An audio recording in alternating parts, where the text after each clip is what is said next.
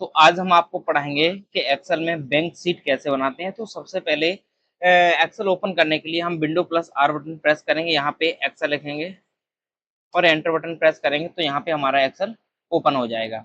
अब यहाँ पे हम ब्लैंक वर्कबुक पे क्लिक करेंगे और हम यहाँ पे पहले हेडिंग्स बनाते हैं कि हमें हेडिंग्स क्या क्या बनानी है। उसके बाद हम टॉपिक का नाम ऊपर डालेंगे कि किस तरह से हम ऑप्शन टॉपिक का नाम डालते हैं और कितने में हमें मर्ज करना है। तो सबसे पहले यहाँ पे हम डालेंगे एम्प्लॉय का नेम,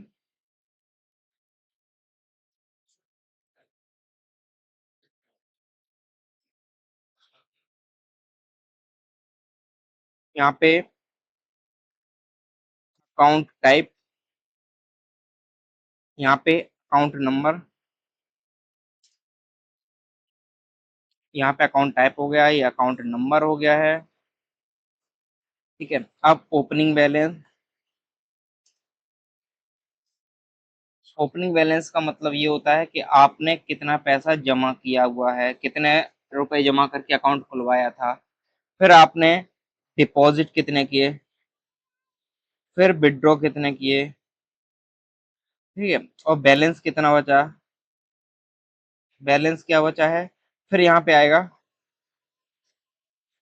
ड्यूरेशन इन, ड्यूरेशन इन मंथ, मतलब कि आप अपने बैंक में कितने दिनों तक पैसा जमा रखते हैं उसमें। ठीक है ना।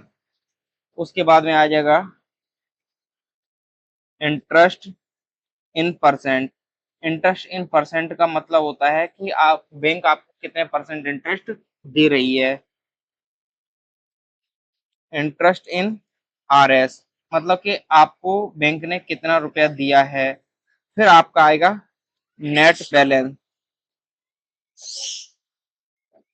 Net balance. तो यहाँ पे ये आपका इस तरह से हो जाएंगे। इन हम सबको सिलेक्ट करेंगे, सिलेक्ट करने के बाद यहाँ से इनको हम मर्ज कर देंगे और हम यहाँ पे डालेंगे बैंक सीट। ठीक है, अब बैंक सीट डालने के बाद यहाँ पे दोबारा से क्लिक करेंगे, यहाँ से हम फॉन्ट के साइज को बड़ा कर लेंगे, यहाँ पे कोई भी कलर भर देते हैं जो आपको अच्छा लगे वो आप यहाँ पे कलर भर दें, यहाँ से बोल्ड कर लें, यहाँ से आप फॉन्ट का कलर चेंज कर लें। ठीक है, अब यहाँ पे आपने इसको सिलेक्ट किया है, इसको सिलेक्ट करके यहाँ पे आप कोई भी कलर डाल दीजिएगा, यहाँ से फॉन्ट कलर डाल दीजिएगा, बोल्ड कर लीजिएगा। ये आपकी हेडिंग्स बन गई हैं। अब यहाँ पे हम एम्प्लॉयज के नेम डालेंगे। तो एम्प्लॉयज के नाम आप कुछ भी डाल सकते हैं, सोनू, मोनू, रवि, हैं, सुनैना, मीनू,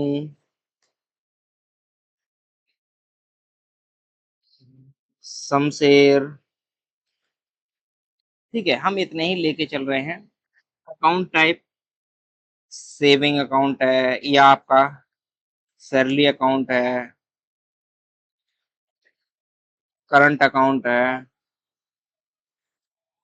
ठीक है, सुनैना का सेविंग है, जैसे सेविंग है, मीनू का भी सेविंग है और ये सैलरी अकाउंट है। ठीक है ना। तो ये आपके अकाउंट हो गए। अकाउंट नंबर आप कुछ भी डाल सकते हैं, जैसे मैंने डाल दिया। ठीक है, ये हमने अकाउंट नंबर डाल दिए हैं, इसको हमने पकड़ के ड्रैग कर दिया और यहाँ से ये हमने फिल सीरीज कर दिया, तो यहाँ पे ये हमारे अकाउंट नंबर हो गए। अब ओपनिंग बैलेंस क्या मतलब ये होता है कि ओपनिंग बैलेंस आपने कितने पैसे जमा करके खाता खुलवाया। अब सेविंग में मान लो 1000 रुपए आपने दे के खाता खुलवाया, सैलरी आपने जीरो से खुलवाया है। करंट अकाउंट आपने मान लो 10,000 रुपए जमा करके आपने अकाउंट खुलवाया है। ठीक है, सेविंग का आपने, हो सकता है कोई दूसरा सेविंग 2500 रुपए से खुलवा रहा हो, कोई 5000 से खुलवा रहा है और कोई जो है 1000 से खुलवा रहा है। तो ये आपके हो गए हैं। अब आप डिपॉजिट, डिपॉजिट का मतलब होता है आप अपने खाते में कितना पैसा जमा कर रहे हैं।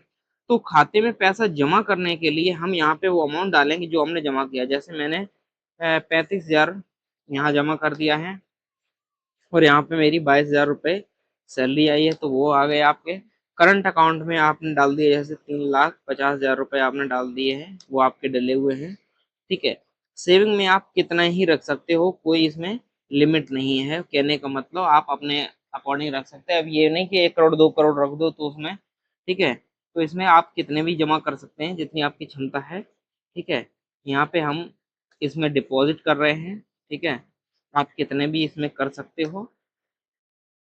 उसके बाद विड्रॉ कितने कर रहे हैं, जैसे मान लो इसने 2000 रुपये विड्रॉ किए हैं, ठीक है। इसने 2500 रुपये विड्रॉ कर लिए हैं, इसने 3000 रुपये विड्रॉ किए हैं या 30,000 मान लो। तो इस तरह से जो है हम एक राउंड फिगर उठा लेते हैं इनको, कि किस तरह से किसने कितना जमा किया है, उसी हिसाब से आ जाएगा आपका, ठीक है। हम इनके एक एक जीरो यहाँ से हटा लेते हैं, ठीक है, तो आपके ये आसानी से आ जाएंगे, ठीक है। तो बैलेंस कितना बचा है, मान लो equal opening balance plus deposit minus withdraw. मतलब कि हमने जो ओपनिंग बैलेंस जितने से खुलवाया था वो पैसा, और जितना हमने जमा किया है वो पैसा जुड़ गया, और जितना निकाला है वो माइनस हो गया है। तो इस तरह से जो है हमारा बैलेंस निकल करके आ गया है। अब ड्यूरेशन मंथ क्या होता है, आपने बैंक में कितने दिन पैसा जमा रखा है। मान लो किसी ने 12 महीना, किसी ने 18 महीना, किसी ने 30 महीना। तो इस तरह से किसी ने 6 महीने ही रखा, किसी ने 26 महीना रखा, किसी ने 13 महीना रखा है। तो इस तरह से अब इंटरेस्ट तो यहाँ पे हम एक फॉर्मूला लगाएंगे, इक्वल इफ यदि ये महीना बड़ा है, बराबर है 12 महीने से, तो बैंक आपको 5.5 का इंटरेस्ट दे रही है, 5.5%, कॉमा आपको दे रही है 2.5% का इंटरेस्ट दे रही है, ब्रैकेट क्लोज एंटर। तो इस तरह से जो है हमारा ये इंटरेस्ट निकल के आ गया कि बैंक हमें कितने परसेंट इंटरेस्ट दे रही है। अब हम यहाँ पे निकालेंगे कि हमें कितना रुपया मिला है इंटरेस्ट का। तो इक्वल जो आपका बैलेंस है उसका मल्टीप्लाई हम कर देंगे किससे, जो इंटरेस्ट है आपका उससे। तो 1870 रुपये आपको इंटरेस्ट मिल गया है। अब नेट बैलेंस क्या होगा, तो इक्वल बैलेंस में इंटरेस्ट रेट को हम देंगे जोड़, तो ये आपका निकल के आ जाएगा नेट बैलेंस।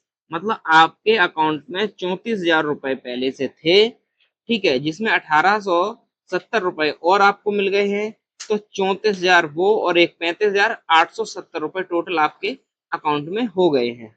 तो आपका जो न्यू बैलेंस है वो आपको 35,870 रुपए हो गया है। इस तरह से हम बैलेंस शीट वो बैंक शीट बनाते हैं। ये हमारी बैंक शीट कंप्लीट हो चुकी है। इसको आप अपने हिसाब से कस्टमाइज कर लें, ठीक है। अगर आपको किसी भी फॉर्मूले में कोई दिक्कत आती है तो आप हमें कमेंट करके बताएं, हम आपकी पूरी सहायता करेंगे।